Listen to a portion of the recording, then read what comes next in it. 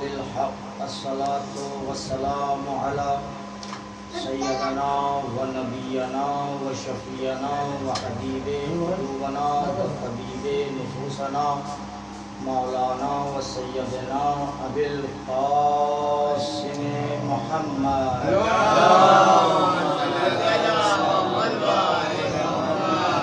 وآله الطيبين الطاهرين المعصومين المظلومين من يومنا هذا إلى قيام يوم الدين. أما بعد فقد قال رسول الله صلى الله عليه وآله وسلم بسم الله الرحمن الرحيم إني تارك فيكم الثقلين كتاب الله وفطرتي وأهل بيتي ما إن تمسكتم ولن يفترقا حتى يرد علي الفوز. صلوات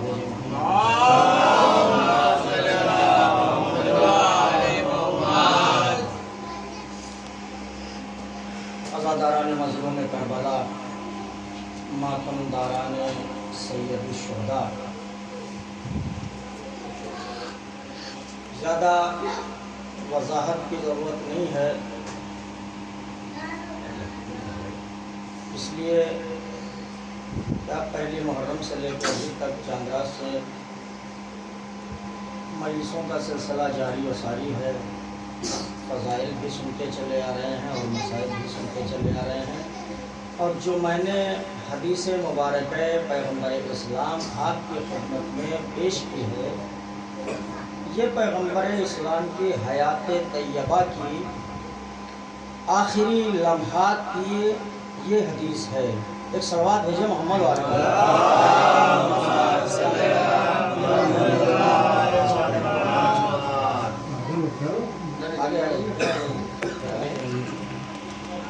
آگے بڑھے جائیے بھیا، آگے آ جائیے.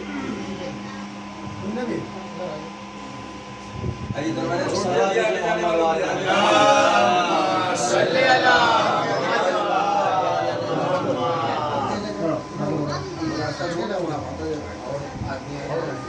آواز بلند نعرہ صلوات.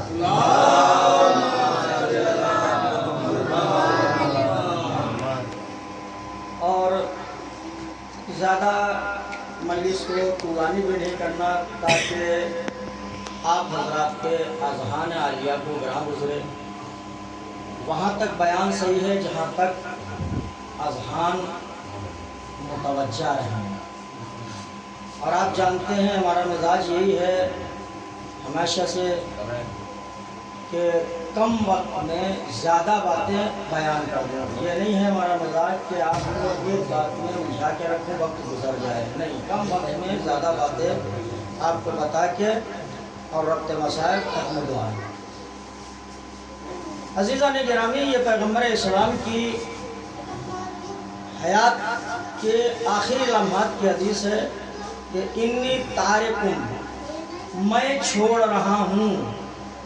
جیسے وصیت کی جاتی ہے اسی طریقے سے گویا پیغمبر کی یہ وصیت ہے. انی تارکم فیکم الثقلین، میں چھوڑے جا رہا ہوں آپ کے درمیان میں دو بھاری چیزیں. ثقل کہتے ہیں وزندار کو. دو بھاری چیزیں چھوڑ کے جا رہا ہوں. کیا؟ کتاب اللہ و اطرتی، ایک اللہ کی کتاب ہے اور دوسرے ہماری اطرت ہے. صرف اطرت ہی نہیں کہا، و اطرتی و اہل بیتی. اگر اطرت صرف اطرت کا استعمال کر لیتے تو اطرت میں کوئی اور بھی آ جاتا ہے. صلوات بھیجیں محمد اہل بیت کا لفظ لا کے یہ بتا دیا اہل بیت پیغمبر وہ ہیں جو چادر میں سمٹ کے آئے تھے، وہی اہل بیت ہیں. اطرت نے صرف اطرت نہیں، اطرتی و اہل بیت کی. ما ان تمسکتم، اگر ان سے تم متمسک رہو گے، ان کا دامن اپنے ہاتھ میں پکڑ کے رکھو گے. ومن یفترقا، اور یہ آپس میں جدا نہیں ہوں گے.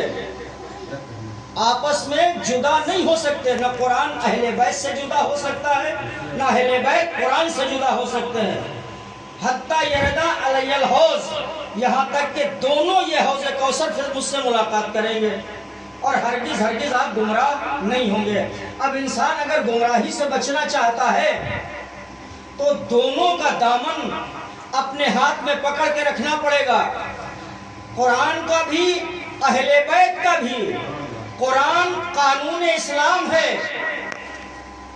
اور اہل بیت رہبر اسلام ہے۔ صلوات بھیجیں محمد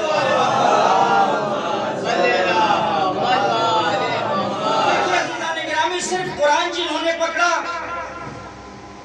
وہ بھی گمراہ ہو گئے، اور جنہوں نے اہل بیت کو پکڑا وہ بھی گمراہ ہو گئے، اس لیے کہ پیغمبر نے فرمایا ہے کہ قرآن اور اہل بیت ایک دوسرے سے کبھی جدا ہو ہی نہیں سکتے۔ یا پلک کے جملوں میں یہ کہہ دوں، قرآن میں جو کچھ بھی سارا ہے وہ فضائل اہل بیت ہے، اور اہل بیت جو بھی ہے وہ قرآن کی بدولت ہے۔ صلوات بھیجیں محمد و آل محمد۔ یہ ایک دوسرے سے جدا ہو ہی نہیں سکتے۔ اب دنیا کے مسلمان جنہوں نے کہا قرآن کافی ہے، تو ان کے لیے نجات کہاں ہے؟ نجات تو وہاں پیغمبر نے رکھی ہے جہاں اہل بیت ہیں، دونوں متمثل رہیں گے تو نجات ہے۔ پیغمبر نے دوسری بھی وضاحت فرما دی، لیکن یہ دنیا کے مسلمان ہیں، پیغمبر تو کرتے ہیں، اہل بیت کو مانتے ہی کہاں ہیں؟ پیغمبر نے وضاحت بھی فرما دی اور یہ کہا کہ ہماری امت میں 73 فرقے ہوں گے۔ بات چھپا کے نہیں رکھی پیغمبر نے، 73 فرقے ہوں گے، 72 جہنمی ہوں گے، کسی اور کی امت کے نہیں ہوں گے، کلمہ پڑھنے والے ہوں گے۔ صلوات بھیجیں محمد و آل محمد۔ کیوں فرمایا؟ وہ اسی لیے فرمایا نا پیغمبر نے کہ کچھ تو ایسے ہوں گے جو قرآن کو صرف مانتے ہوں گے، کچھ ہوں گے اہل بیت کو صرف مانتے ہوں گے، دونوں گمراہ ہیں۔ 73 فرقے میں 72 جہنمی، ایک فرقہ۔ یا رسول اللہ، کلمہ تو سب آپ کا پڑھتے ہیں، لا الہ الا اللہ محمد رسول اللہ تو سب پڑھتے ہیں، پھر یہ کیسے؟ ایسے ہی ہوں گے، کچھ قرآن کو مانتے ہوں گے، قرآن کو ماننے کے باوجود قرآن کی نہیں مانتے ہوں گے۔ اہل بیت کو لوگ مانتے ہوں گے لیکن اہل بیت کی نہیں مانتے ہوں گے۔ اسی لیے فرقہ محمد مصطفیٰ صلی اللہ علیہ وآلہ وسلم نے بھائی لوگ اعتراض کرتے ہیں، حالانکہ یہ بات آپ کے درمیان میں کئی مرتبہ میں پڑھ چکا ہوں، لیکن آج دوسرے انداز سے، کہ یہ لوگ جو ہیں معذاللہ پیغمبر سے علی کو بڑھا دیتے ہیں، حسن کو بڑھا دیتے ہیں، حسین کو بڑھا دیتے ہیں، فاطمہ کو بڑھا دیتے ہیں۔ نہ ہم اتھارٹی اختیار یہ رکھتے ہیں کہ میں کسی کو گھٹاؤں، میں کسی کو کیسے گھٹا سکتا ہوں، میں کسی کو کیسے بڑھا سکتا ہوں۔ گھٹایا بڑھایا تو وہاں جاتا ہے جس کی کوئی حد ہو اس سے بڑھا دیا، جس کی کوئی حد ہی نہ ہو، لامحدود ہو، اس کو کون گھٹا سکتا ہے، کون بڑھا سکتا ہے؟ بھئی آپ یہ کہتے ہیں کہ یہ حضرات معاذ اللہ پیغمبر سے علی کو بڑھا دیتے ہیں۔ آپ نے اپنی بزم میں، اپنے جلسوں میں، اپنی تقریروں میں پیغمبر کو کتنا سنا؟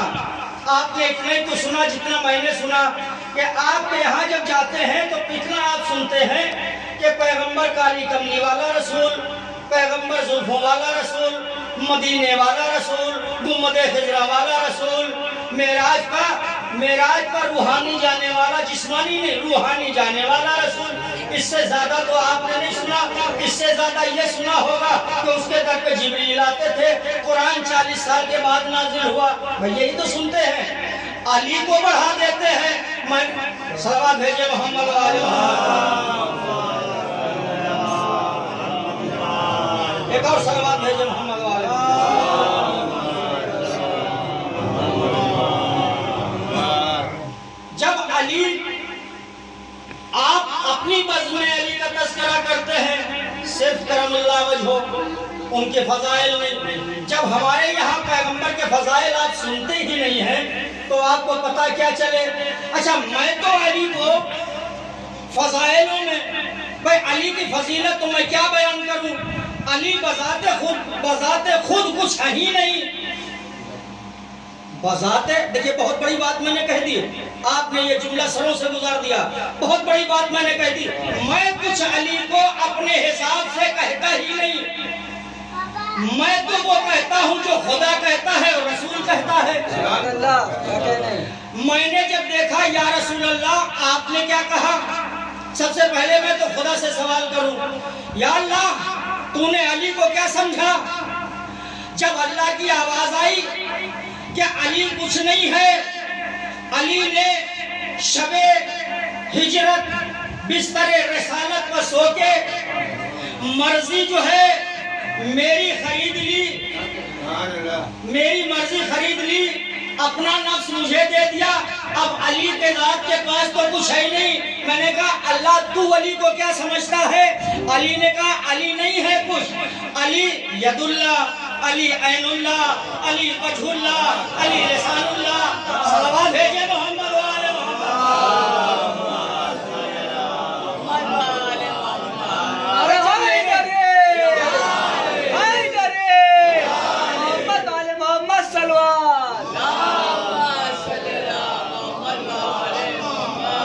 جب علی کو اللہ یہ کہہ رہا ہے کہ علی کچھ بھی نہیں ہے، علی لسان اللہ، علی جنب اللہ، علی اذن اللہ، علی نفس اللہ ہے، علی یہ ہے، تو ہم نے کہا اللہ نے تو سب کچھ بیان کر دیا، اب چلے رسول اللہ کی خدمت میں۔ لوگ ہمارے اوپر اعتراض کرتے ہیں کہ علی کو بڑھا دیتے ہیں، رسول اللہ سے علی کو بڑھا دیتے ہیں، میں کیا ہوں علی کو بڑھانے والا؟ یا رسول اللہ آپ فضائل بیان کر دیجئے۔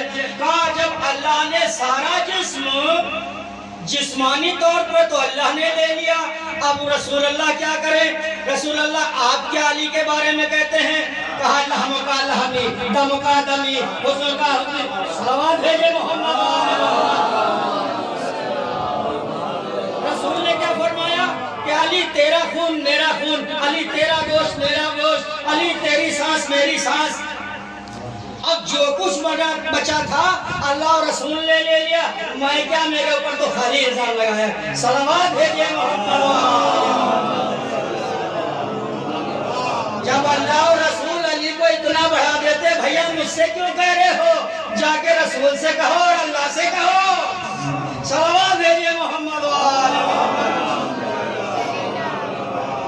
یہ علی کا مرتبہ ہے، لیکن رسول بہت بلند ہے، رسول کی ذات بہت بلند ہے، اس لیے کہ پیغمبر اسلام نے ارشاد فرمایا ہے انا و علی من نور واحد، میں اور علی ایک نور سے ہیں۔ یہ فضائل اہل بیت صرف ہمارے اور آپ کے لیے آئیڈیل بن کے آئے ہیں، ورنہ ایک جملہ آپ کی خدمت میں عرض کروں، جو اشارہ کر دے پہاڑ سونے کا ہو جائے، کیا تصور کیا جا سکتا ہے کہ وہ یہودی کے بعد میں پانی دے گا؟ لیکن یہ آئیڈیل ہمارے لیے ہے کہ مزدوری کرنا کوئی گناہ نہیں ہے۔ مثال کے طور پر یہی ہے کہ جب بھی میرے چاہنے والوں کو ضرورت پڑے کہ میرے مولا نے مزدوری کی تھی، اشارہ کر دے تو پہاڑ سونے کا ہو جائے۔ آپ نے دیکھا کہ جب صلح حدیبیہ کے بعد معاویہ اللہ اس پر لعنت کرے، جب عہد و پیمان ہو گیا تھا کہ جو بھی کام کریں گے قرآن و سنت پر عمل کریں گے، منحرف ہو گیا۔ امام حسن علیہ السلام سے اس نے چاہا کہ ہم روب و تاب ان کے اوپر، اپنے خلافت کا روب ان کے اوپر جمائیں کہ میں فضیلت والا ہوں، میں رتبے والا ہوں، میں تخت والا ہوں، میں تاج والا ہوں، ان کو دولت سے خرید لوں۔ لیکن بلانے کے بعد میں سارے واقعے کو چھوڑتے ہوئے دو جملے بس، جس کے لیے میں نے آپ کی خدمت میں عرض کیا کہ فضائل اہل بیت بہت بلند ہیں، بہت بلند ہیں۔ بلایا اور سارے درباریوں سے یہ کہہ دیا کہ جب حسن آئے، علی کے بیٹے حسن آئے تو کوئی سلام نہ کرنا، پردہ گرا دینا۔ آئے دربار میں اور اتنی دولت رکھی امام حسن کے لیے تاکہ یہ اتنی دولت لینے کے بعد ہماری طرف مائل ہو جائیں، لیکن ان کو یہ نہیں معلوم تھا یہ جو ہے آفتاب امامت ہے، نہیں معلوم تھا آفتاب امامت ہے۔ دربار میں بلایا، امام عالی مقام پہنچے، یہ حکم تھا کہ کوئی جو ہے سلام نہ کرے، کوئی تکریم نہ کرے، کوئی تعظیم نہ کرے، لیکن بہر آفتاب امامت طلوع ہوا، دروازے پہ پہنچا، پردوں نے سلام کیا، خود بخود جو سپاہی خود کھڑے ہوئے تھے جن کو تاکید تھی سلام نہ کرنا، خود جھک گئے سلام کرنے کے لیے جھک گئے۔ امامت نے خود تعظیم کرا لی، پہنچے اور تخت پر پہنچنے کے بعد خود معاویہ کھڑا ہو گیا، اس کو خود پتا نہیں کہ میں کیوں کھڑا ہو گیا، اسے خود پتا نہیں، جو کہہ رہا ہے کہ تعظیم نہ کرنا، خود کھڑا ہو گیا۔ گفتگو ہوئی، شروع ہونے کے بعد ایک مرتبہ کہتا ہے کہ علی کے لال، اے علی کے بیٹے حسن، میں نے تمہیں یہ دولت دی ہے، راہ اسلام میں خرچ کر دیجئے گا، خرچ کر دیجئے گا۔ کہا اچھا، دولت انکار نہیں کی۔ دیکھیں امام کی امامت، انکار نہیں کی لیکن لے لی، لینے کے بعد برابر میں بیٹھے ہوئے اپنے چاہنے والے کے حوالے کی، اور جیسے ہی تخت پر چڑھے تھے چپلیں اپنی جوتیوں کو اتارا، لیکن وہ جوتیاں ایک دوسرے پہ پلٹ گئیں۔ جیسے ہی اشارہ کیا غلام کو، وہ چپل سیدھی کرنے کے لیے ہوا، جیسے ہی اس نے چپلیں سیدھی کی، اشارہ کیا ساری دولت اسے دے دے۔ صلوات بھیجئے محمد وآلہ محمد۔ وہ اتنی دولت جو حکومت یہ سمجھ رہی تھی کہ علی کے لال کو اتنی بڑی دولت دینے کے بعد میں خرید لوں گا، امام نے بتا دیا کہ یہ جو دولت تیری نظر میں دولت ہوگی، اتنی دولت تو میں ایک جوتیاں سیدھی کرنے والے کو دے دیتا ہوں۔ صلوات بھیجئے محمد وآلہ محمد۔ یہ امامت کے فضائل،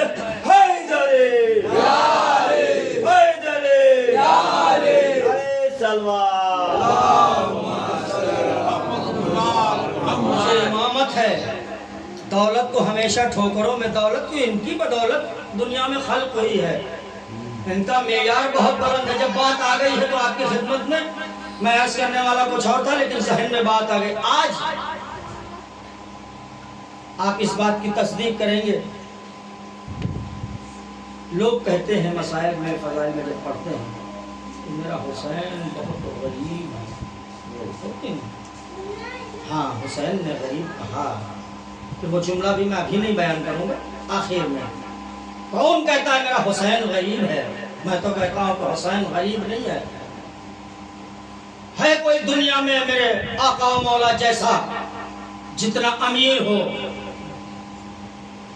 لوگ گنتیاں لگاتے ہیں کہ ورلڈ میں سب سے نمبر 1 دولت فلاں، اتنے کروڑ کی اتنی دولت ہے، اتنے ڈالروں میں اتنے ملین، اتنے کھربوں میں ڈالر، لیکن میرے حسین کے دولت میں کوئی مقابلہ نہیں کر سکتا۔